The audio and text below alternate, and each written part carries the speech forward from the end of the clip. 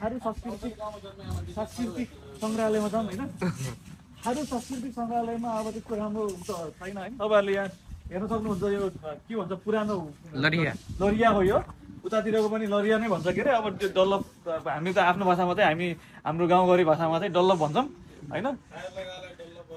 ए काठकोलाई चाहिँ लरिया अनि उसलाई चाहिँ जो टायर हुन्छ नि त्यो उसको टायरहरू राखेको हुन्छ त्यसलाई चाहिँ हामी डल्लभ भन्छौँ है त। आउनुहोस् भित्र जाउँ होइन। यो चाहिँ हाम्रो थारू सङ्ग्रहालय हो। ढिकी पनि रहेछ। देखाउनुहोस् त। अब यहाँ टेक्न राखेको छ। अब चलाउनु पाउँछ पाउँदैन भन्ने कुरा हो। यसरी यसलाई चाहिँ यसरी हामी कुद्न सक्छौँ होइन। यसरी नै हो। यहाँ चाहिँ हामी के छ यो चाहिँ होइन नै छत्री।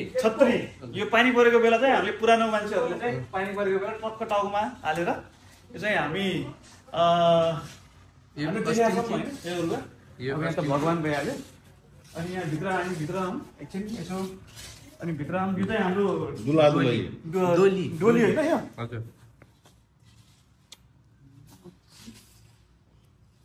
डोली यो डोली दुला बोक्ने हो कि दुलै बोक्ने त्यो डोला यो चाहिँ के हो दुला बोक्ने होइन। डोला बोक्ने यो चाहिँ होइन। अनि यहाँ चाहिँ हाम्रो कुच्चो छ। यहाँ चाहिँ के अरे ढकिया छ होइन। यो चाहिँ हाम्रो डेहरी भन्छ यसलाई। यो चाहिँ डेहरी भनेको चाहिँ हाम्रो थारू समुदायमा प्राय यो गहुँ धानहरू राख्नलाई प्रयोग गरिन्छ होइन। उहाँहरूको ट्रेडिसनल ड्रेसहरू छ यहाँ राखिरहेको छ। अनि ट्रेडिसनमा केहरू लगाउनु हुन्थ्यो उहाँहरूले भन्ने कुरा चाहिँ छ।